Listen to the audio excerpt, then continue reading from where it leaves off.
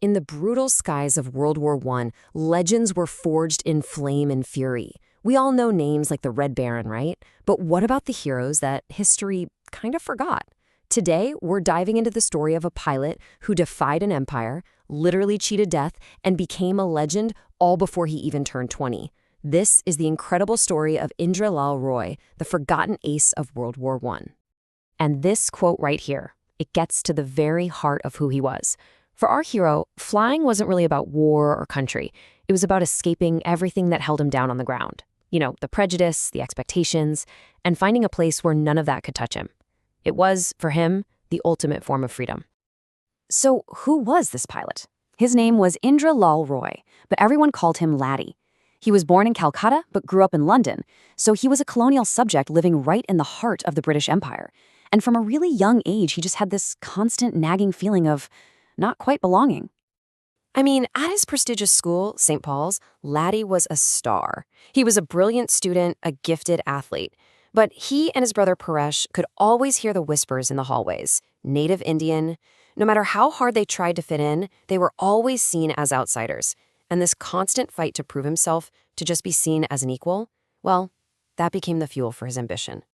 So when the Great War broke out, Laddie knew exactly where he wanted to be, in the cockpit of a fighter plane.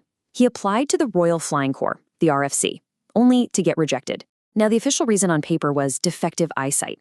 But the real reason, the one nobody said out loud, that was a lot more painful. As one general put it, the idea of an Indian in a position of authority was just unthinkable for a lot of people in the British military. Now, here's where you really see his grit. Laddie just refused to take no for an answer. He and his brother sold their motorbike, which they loved, to pay for a second private eye exam. And guess what? It came back perfect. So armed with this proof, he somehow manages to get a meeting with a high-ranking officer, General Branker, to plead his case in person. And this right here explains everything. When General Branker asked him why he was so desperate to fly, Laddie didn't talk about patriotism or glory. He talked about freedom. He talked about soaring above the lines on a map, above all the social divisions that had defined his entire life. And Branker was so blown away by this raw, philosophical passion that he gave Laddie his personal recommendation. Against all odds, Laddie Roy was finally going to be a pilot. But getting into the RFC, that was only the first battle. His dream of freedom was about to slam headfirst into the brutal reality of war in a crash that would change everything. Okay, picture this. December 1917. Laddie's in his brand new British SE-5A fighter plane over the Western Front. It's a decoy mission. He's buzzing with the adrenaline of his first real flight, and the new guy tries to impress his captain with his really complex overhead move, a technique he hadn't quite mastered. The plane stalls, and the only sound is the shriek of the wires as he plummets out of the sky, crashing in a twisted wreck onto that frozen, cratered wasteland between the trenches. No man's land. He was knocked unconscious on impact. To all the soldiers in the trenches on both sides, he was just another casualty, another fallen pilot. For days, his body just lay there in the snow, his official file stamped killed in action. It really seemed like Laddie Roy's story was over before it had even begun. But it wasn't over, not by a long shot. In what has to be one of the most incredible stories of the entire war, Laddie was about to get a second chance. His journey from this point on is, well, it's nothing short of a miracle. Days later, he wakes up. It's pitch black, it's freezing cold, and there's this searing pain running from his feet all the way up his back. He pushes up and his hands hit cold metal. See, he'd been recovered from the battlefield, and because everyone thought he was dead, they placed him in a casket in a field mortuary. He starts yelling in French, "I am alive, help!" The poor, terrified diener on duty hears shouting coming from a casket and runs to get the guards. They pry it open and find a bewildered, but very, very much alive Laddie Roy. His injuries were just horrific. Multiple fractures in his leg, severe head trauma. The doctors told him his flying days were over. But that same stubbornness that got him into the RFC in the first place, it kicked right back in. For months, he pushed himself through grueling rehab, fighting to prove he was fit. He'd run miles around the hospital grounds, just desperate to show the doctors he could still handle a cockpit. And finally, they gave in. In the summer of 1918, Laddie was sent back to the front, and this time he joined the elite Squadron 40. And this This is where the quiet, determined kid becomes one of the most lethal pilots in the sky. So after surviving a crash that absolutely should have killed him, Laddie's return to combat was just astonishing. I mean, look at this timeline. It's wild. July 6th, he gets his first victory. Just 2 days later, he gets 3 more.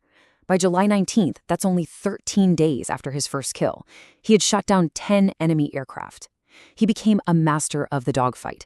They even nicknamed him 40 Squadron's Broom because he just swept the skies clear of the enemy. But here's the thing about being an ace in World War I. It wasn't just about skill and bravery.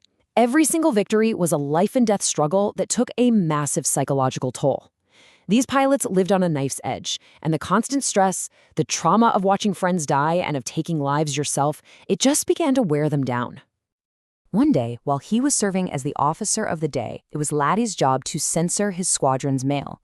He came across a letter from his friend and mentor, Mick Manick, one of the greatest aces of the war. And what he read was just this gut-wrenching confession about the real horror of aerial combat. It wasn't glorious, it was brutal, it was personal, and it haunted the men who had to do it. And Laddie was no exception. After the adrenaline of a dogfight wore off, his hands would shake so badly he'd need 2 of them just to lift a glass of water. He was plagued by nightmares. The boy who just wanted to feel free in the skies was now trapped by the horrors he was seeing there. Which brings us to his final mission. By now, he's a seasoned veteran, an established ace. But his story isn't about a hero being defeated. It's the story of a hero making a conscious, selfless choice. It's July 22nd, 1918. After his incredible string of victories, Laddie is given a new responsibility. For the very first time, he is leading the patrol. He's not just a wingman anymore. He is now responsible for the lives of his teammates. Over German-held territory, they get ambushed. Laddie's plane is already damaged from a fight earlier that day, and suddenly 4 elite German Fokker fighters dive out of the sun. They're completely outnumbered, outgunned, and miles behind enemy lines. It is an absolutely impossible situation. In that moment, Laddie's true character just shone through. Realizing his men were trapped, he made a split-second decision. He deliberately turns his damaged plane away from his squadron, and he draws all 4 enemy fighters onto himself. He pulls the fight deeper and deeper into German territory, sacrificing himself to give his team a chance to escape. His teammates watch in horror as he's overwhelmed. After a fierce battle, his SE-5A, smoking and broken, begins its final descent. But then, in this remarkable sign of chivalry, the German pilot who shot him down circles his falling plane, dips his wings, and offers a final salute to the brave enemy he had just defeated, right before Laddie's plane disappears forever over the valley. And just like that, Laddie Roy, the boy who fought prejudice just to fly, who came back from the dead to rule the skies, was gone. He was only 19 years old. He didn't die for an empire that saw him as an outsider. He died protecting his comrades, fighting for the brotherhood he had finally found in the air. He died for that freedom he cherished above all else. And that leaves us with a final question, doesn't it? Laddie Roy is India's first and only flying ace of World War I, a forgotten hero of the skies. But his legacy isn't just in the record books. It kind of forces us to ask, what truly makes a hero? Is it all the medals and the victories, or is it that quiet, selfless choice to put others before yourself, no matter what it costs?